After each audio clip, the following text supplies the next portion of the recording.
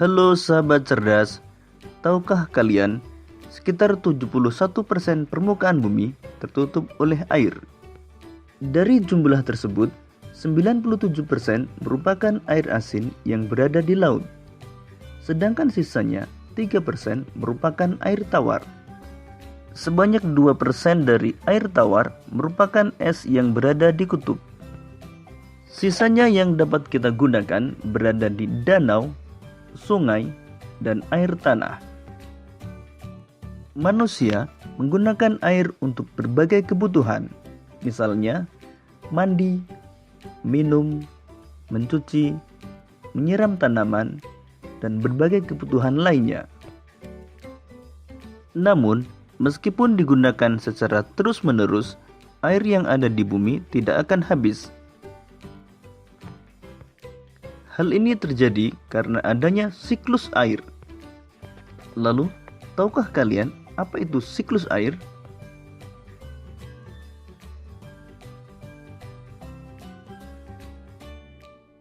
Siklus air adalah sirkulasi atau perputaran air secara terus-menerus dari bumi ke atmosfer, lalu kembali lagi ke bumi.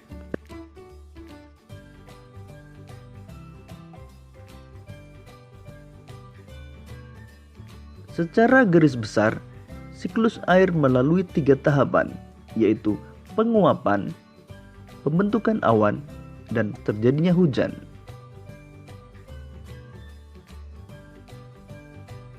Air di laut, sungai, dan danau menguap karena terkena panas matahari.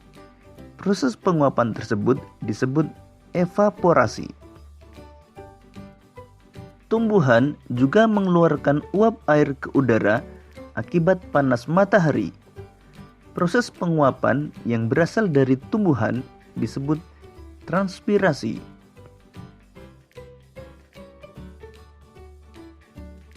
Uap air dari permukaan bumi akan naik ke udara dan membentuk awan.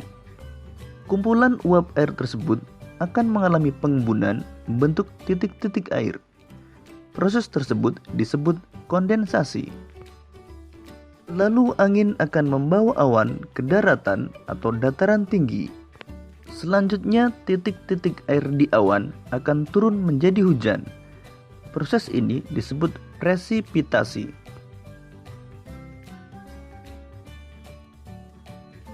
Lalu air akan mengalir ke dataran rendah dan menciptakan suatu siklus yang berlangsung secara terus-menerus.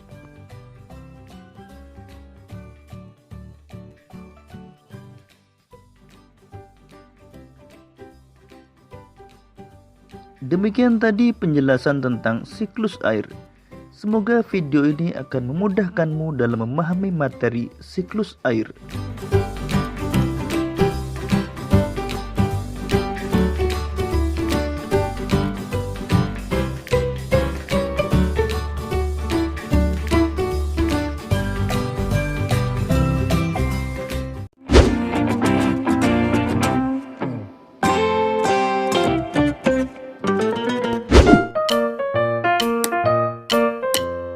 Semua benda di sekitar merupakan materi.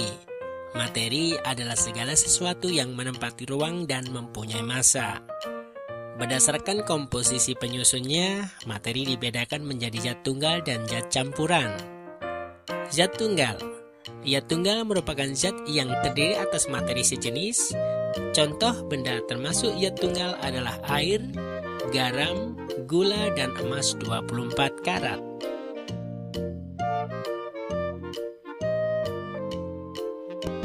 Campuran. Campuran adalah zat yang diberikan atas beberapa jenis materi atau zat tunggal. Campuran dapat dibedakan menjadi campuran homogen dan campuran heterogen. Campuran homogen. Campuran homogen merupakan campuran yang zat penyusunnya tercampur sempurna. Pada campuran homogen, zat penyusunnya tidak dapat dibedakan. Contohnya air garam, sirup, udara, perunggu, dan kuningan.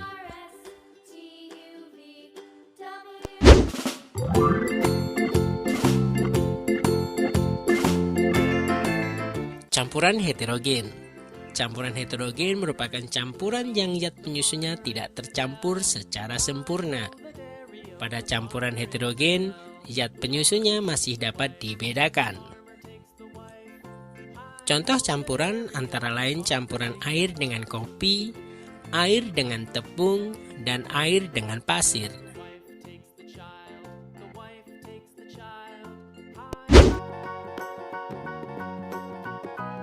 Setelah memahami mengenai zat tunggal dan zat campuran, apa sebenarnya materi, zat tunggal, dan zat campuran itu?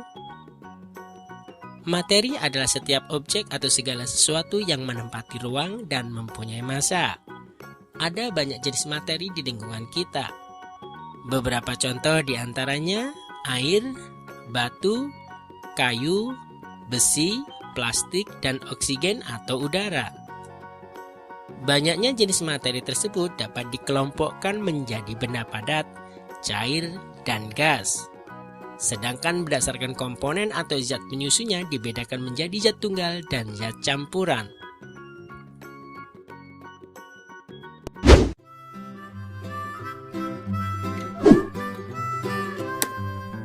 Mary had a little lamb, little lamb, little lamb. Mary had a little lamb, its fleece was white as snow.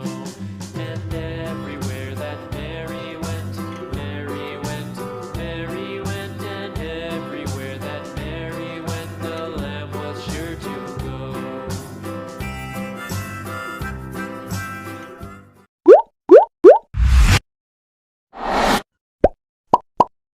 Halo semuanya, kembali lagi di channel Halo Edukasi. Pada kesempatan kali ini, kita akan membahas mengenai macam-macam pemisahan campuran.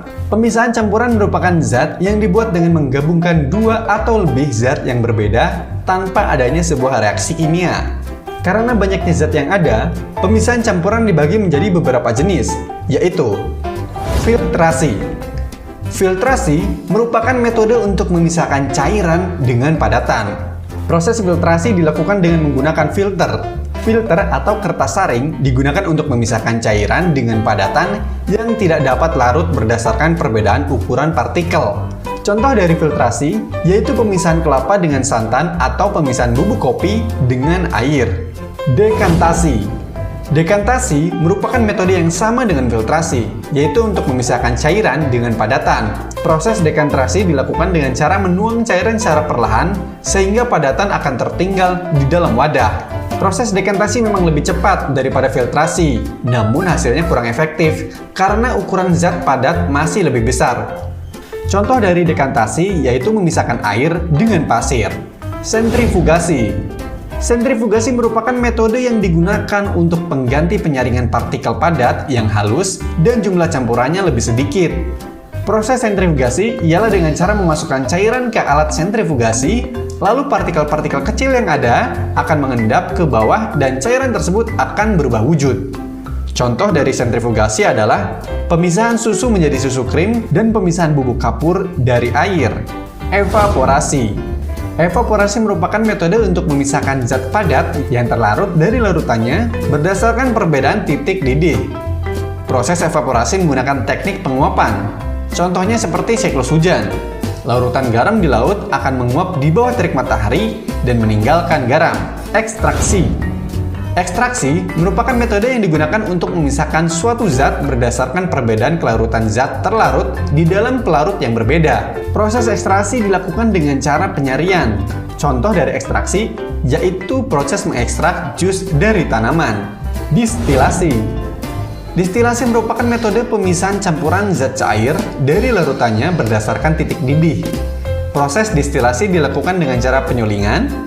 Larutan dipanaskan, lalu komponen titik didih yang lebih rendah akan menguap.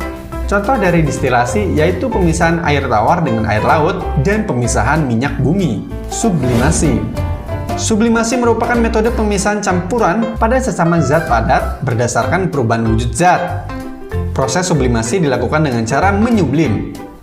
Zat padat yang menyublim akan berubah wujud menjadi gas atau malah sebaliknya, lalu dipisahkan dengan zat padat yang tidak bisa menyublim. Contohnya yaitu memisahkan pasir dari kapur barus. Rekristalisasi. Rekristalisasi merupakan pemisahan campuran dengan cara mengkristalkan atau mengendapkan zat terlarut dalam larutan yang awalnya berupa cairan.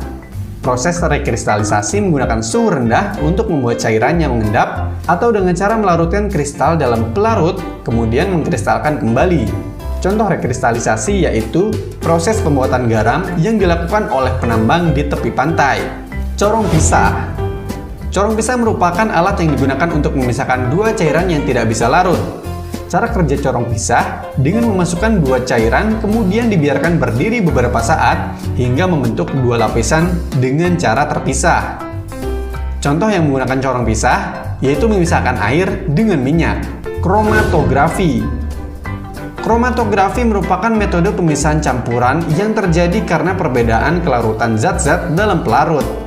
Cara kerja kromatografi yaitu suatu zat akan lebih dahulu larut dalam pelarut dan kurang terabsorpsi, kemudian akan bergerak lebih cepat. Contoh kromatografi biasanya dilakukan untuk menguji bahan pewarna yang digunakan dalam makanan atau untuk menguji tinta yang digunakan pada pemalsuan dokumen. Nah itulah tadi macam pemisahan campuran. Semoga penjelasan ini bermanfaat dan menambah pengetahuan.